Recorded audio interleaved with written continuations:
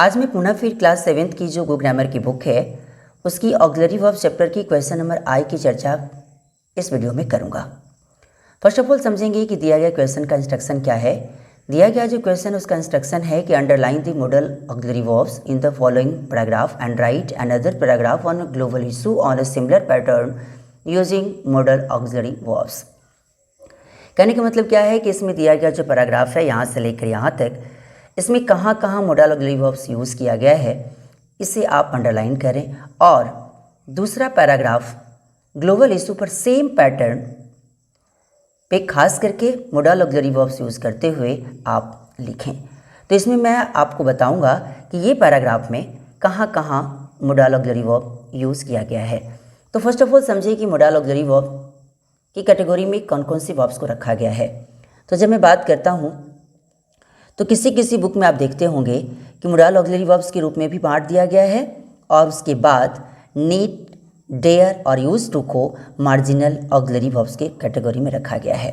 अब जब मैं बात करता हूँ मॉडल ऑक्सिलरी वर्ब्स की, तो मॉडल ऑक्सिलरी वर्ब्स में can, could, may, might, shall, should, will, would, must, ought to इतने को मॉडल ऑक्सिलरी वर्ब्स, और मार्जिनल ऑक्सिलरी वर्ब्स में यूज टू, नीड और डेयर को रखा गया है। तो अब आपको ये समझ में आ गया होगा कि कहाँ कहाँ कौन कौन से वर्ड को हम मॉडल ऑक्सिलरी वर्ब्स कहेंगे। अब मैं ज़रा बात करूं कि यहाँ जो दिया गया जो पैराग्राफ है इसे भी मैं समझाता चलूं, और उसके बाद कहाँ कहाँ आपका मॉडल ऑक्सिलरी वर्ब्स यूज़ किया गया है उसे भी मैं आपको बताता चलूं। चलिए, कहता है सॉइल कंजर्वेशन, मतलब क्या कि मिट्टी का संरक्षण, खास करके किस रूप से, तो प्राकृतिक ढंग से। कहता है soil is one of the most important natural resources. कहने का मतलब क्या है, जो सॉइल है ये बहुत ही मोस्ट इम्पोर्टेंट एक नेचुरल रिसोर्सेज में से एक है। अब मैं बात करता हूँ सेकेंड सेंटेंस की। We need to protect it from halogen.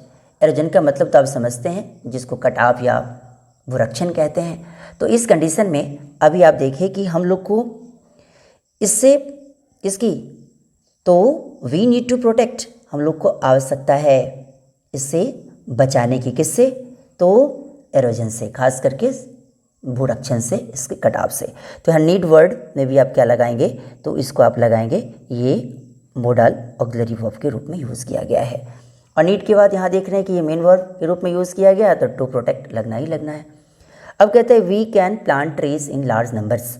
हम लोग क्या कर सकते हैं, बहुत बड़ी संख्या में पेड़ को लगा सकते हैं। तो यहाँ देखते हैं, यहाँ कैन को आप क्या माने, मॉडल ऑक्सिलरी। कहता है कि continuous cultivation of the same crop can make the soil infertile. अगर लगातार एक ही प्रकार की खेती, खास करके एक ही फसल की खेती एक ही जगह पर करने से क्या होता है कि जो सॉइल है वो इनफर्टाइल बन सकता है। बोले तो इनफर्टाइल का मतलब होता है बंजर, जो कि उपजाऊ न होने वाली। तो इस कंडीशन में आप कैन को क्या मानेंगे, तो मॉडल ऑक्सिलरी। अब कहता है टू प्रिवेंट दिस, इससे बचने के लिए कहा जाए crop rotation should be practised. क्या होना चाहिए कि क्रॉप में रोटेशन होना चाहिए, बार बार बदल बदल कर आप इसे लगाएंगे, आप इसे उसमें फसल को उगाएंगे। तो उस कंडीशन में आप का जो मिट्टी है, जो सॉइल है, वो कभी बंजर नहीं होगा। तो इस कंडीशन में यहाँ पे आप शुड वर्ड को लगाएंगे मॉडल ऑक्सिलरी के रूप में। अब शुड बी है, तो बी के बाद यहाँ देखना है कि प्रैक्टिस वर्ब का तीसरा फॉर्म आ ही जाएगा। Tracing is one of the very good methods of soil conservation. कहने का मतलब क्या है कि ये जो ट्रेसिंग है वो ट्रेसिंग का सबसे अच्छा मेथड माना जाता है, खास करके किसके लिए, तो सॉइल कंजर्वेशन के लिए। It ought to be used on cultivated areas on hills, जिसका यूज़ खास करके इससे कहाँ किया जाना चाहिए, तो ये कल्टिवेटेड एरियाज कहाँ, तो हिल्स में, इस प्रकार का यूज़ किया जाना चाहिए। तो यहाँ आउट जो वर्ड है, ये आउट वर्ड को आप क्या मानेंगे, आउट टू। आउट टू क्या है, तो एक प्रकार का मॉडल ऑक्सिलरी वर्ब्स है।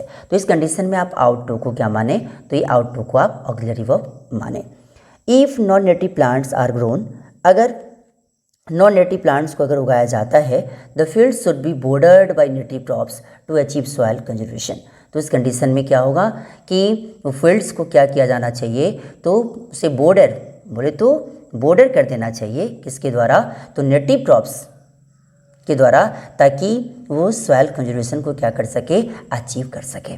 तो इस कंडीशन में अभी आप देख रहे हैं कि यहाँ शुड जो वर्ड है इसे भी आप क्या मानेंगे, तो इसे भी आप मोडल ऑक्सिलरी वर्ब्स माने। अब जब मैं बात करता हूँ क्वेश्चन नंबर आगे की, जो यहाँ जो दिख रहा है, इसे क्वेश्चन तो नहीं कह सकते, इसे सेंटेंस ही कहें आप। तो farmers need to also plant wind breaks.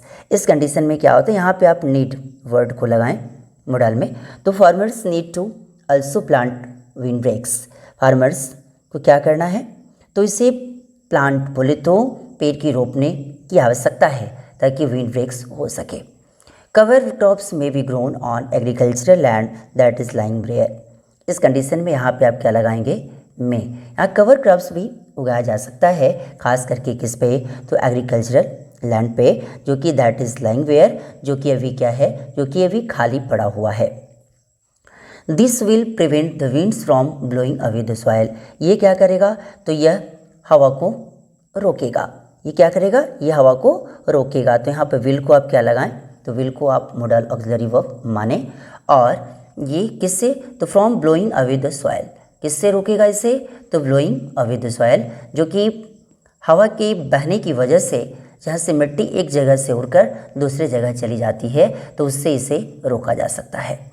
अब building dams could also help to control soil erosion by checking the speed of river water.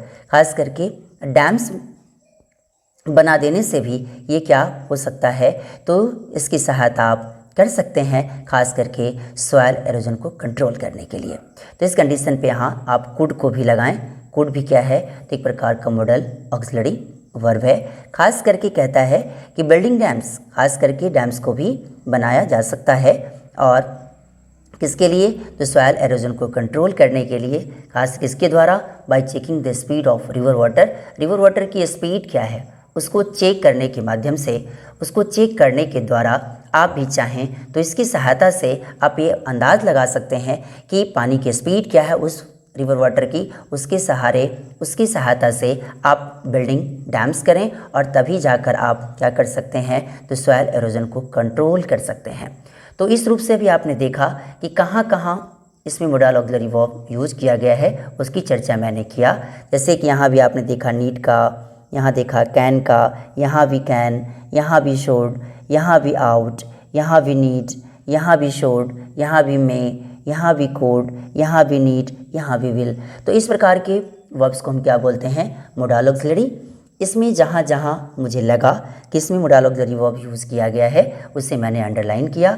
इसके बाद जो दूसरा पैराग्राफ जो आपको लिखना है उसे खुद से लिखने की कोशिश करें, ताकि आप लैंग्वेज को अच्छा कर सकें। और ये वीडियो आपको कैसा लगा इसके बारे में लाइक, सब्सक्राइब एंड कमेंट करना न भूलें, और इसे शेयर भी करें ताकि ज़्यादा से ज़्यादा बच्चे इसे देखकर कुछ सीख सके। Thanks a lot.